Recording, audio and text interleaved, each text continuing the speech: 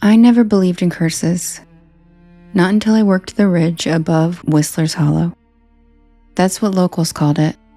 A narrow gorge built deep in the mountains of southwestern Virginia, where the old mines clawed into the hillsides like open wounds. The name came from the sound the wind made when it cut through the empty shafts. But some swore the noise wasn't wind at all.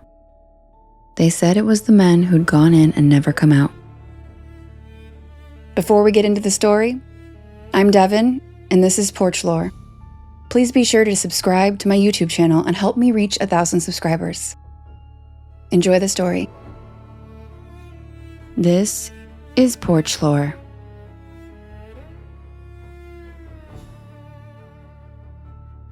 And I'm your host, Devin. This is the tale of Whistler's Hollow. I arrived there in early autumn, when the leaves had just begun to turn copper and rust. I was a surveyor for a small environmental firm out of Roanoke, sent to assess groundwater contamination near several abandoned coal mines. The land had been bought by an energy company planning to redevelop the area into a reservoir, and my job was to test the streams for heavy metals and report any hazards. My good friend Stevie lives in Virginia, and she loves outdoor adventures just as much as I do. So she accepted my invitation to join me on the trek. It was only supposed to be a week of peaceful work. The first 3 days went as expected. Long hikes through brush-choked valleys, scrambling over rocks slick with coal dust, setting up water samples near the old tailings piles. The place had a forlorn beauty to it. Steep, forested slopes broken by the black mouths of forgotten shafts, their timbers rotting, their air cold as cellars. On the 4th day, the weather turned. We woke to the sound of rain hammering the cabin roof, steady and relentless. The air smelled of wet iron and pine. Our equipment was packed and ready, so we figured we'd brave it anyway. Stevie loaded the truck as I grabbed my maps, and we headed toward the ridge where the oldest workings were marked. By noon, the rain had slowed to a mist, though fog clung low to the trees. The road ended at a rusted gate half buried in kudzu, and from there we had to hike. The path was barely visible, just a thin cut between ferns and wet stones. The deeper we went, the quieter it became. No birds, no insects, just the drip of water and the occasional groan of branches shifting under the weight of mist. We followed the old mine markers. They were iron posts, nearly consumed by moss. And when we reached the mouth of the main tunnel, we both paused. It yawned out of the hillside like a throat, its edges black with centuries of soot. The timbers around it had collapsed long ago, leaving only a crude arch of stone. A cold draft flowed out, smelling of sulfur and decay. And that's when we heard it. A whistle. Soft at first, almost human, like someone trying to catch our attention from far away.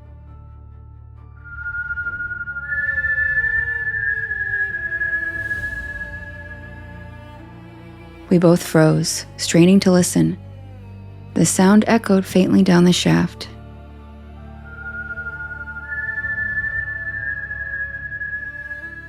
Then faded into silence. Probably just the wind, Stevie muttered. The name Whistler's Hollow had come from something like that. Air pressure changes and shifting timbers. Easy explanations. Still, the hairs on the back of my neck prickled. So, I decided to just set the first sampler near the entrance instead of going inside. The readings would be good enough from there, right? As I unpacked my gear, I noticed something odd. Footprints. Not mine, and not Stevie's. They were faint, nearly washed away by the rain, but unmistakable. They were bare feet. Small, childlike, leading toward the mine. The ground was muddy, yet the prints seemed shallow, as if whatever made them weighed almost nothing. Stevie knelt down, tracing one with her finger. It was warm to the touch. The whistle came again, this time from behind us. I spun around, flashlight cutting through the mist, but there was nothing there. Only trees, slick with rain.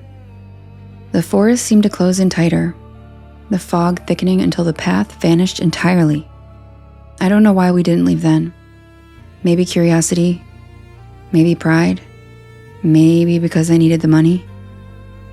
Whatever the case, I packed up my sampler and, for reasons I still can't explain, stepped into the tunnel. As soon as Stevie noticed, she came running after me, but by that time I was already well into the tunnel. The temperature dropped instantly, and my breath turned to vapor. Water dripped from the ceiling in a steady rhythm. The beam of my light picked out rusted nails half buried in silt, and old wooden supports scarred by pick marks.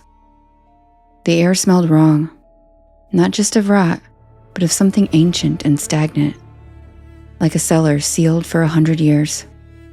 We went maybe 50 feet before we saw movement ahead. A flicker of light, bluish white, like a lantern seen through water.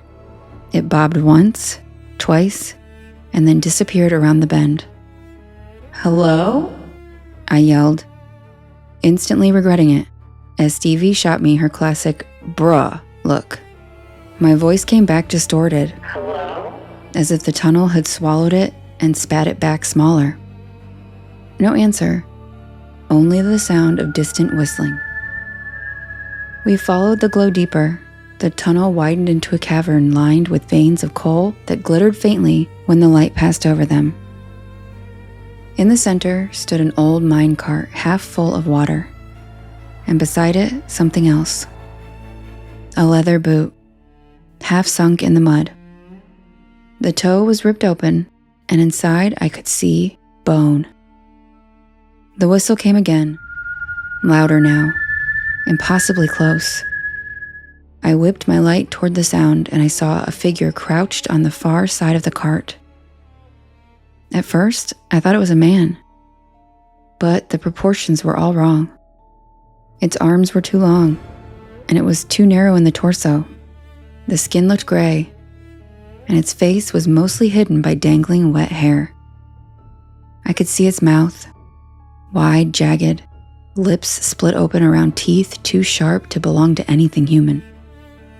It tilted its head, and from its throat came that same whistle.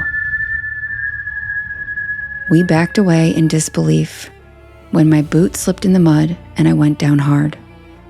The flashlight flew from my hand and rolled toward the creature, the beam catching its eyes, pale, lidless, reflecting nothing.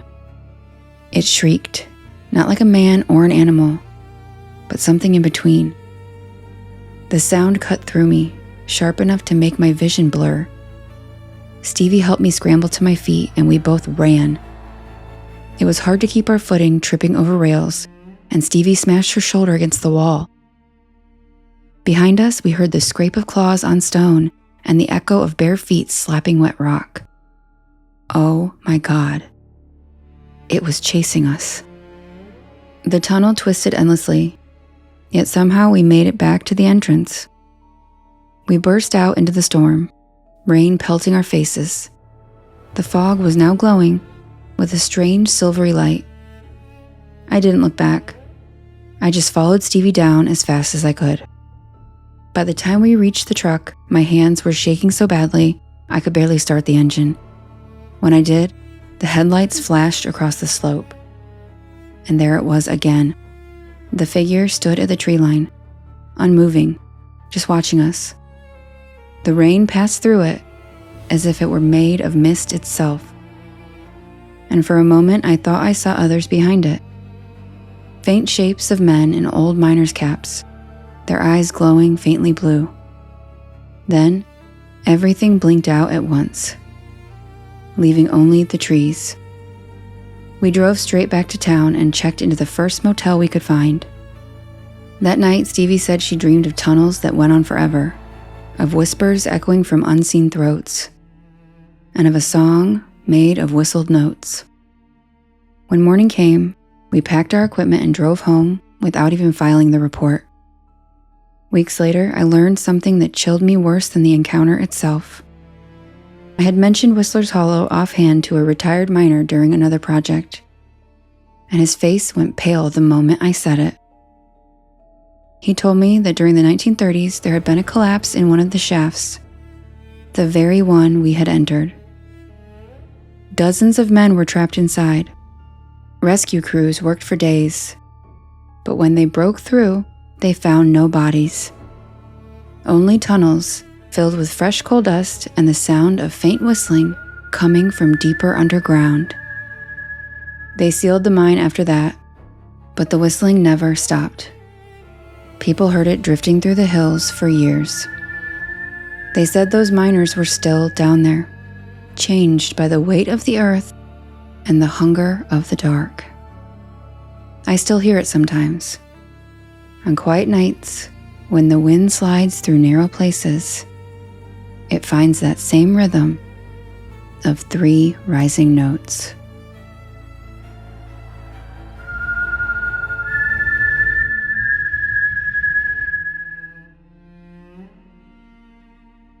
I'm Devin, and thanks for joining me, Porch Pals. For more stories like this, be sure to subscribe to my YouTube channel and help me reach 1,000 subscribers. And remember, there's always room for one more on the porch.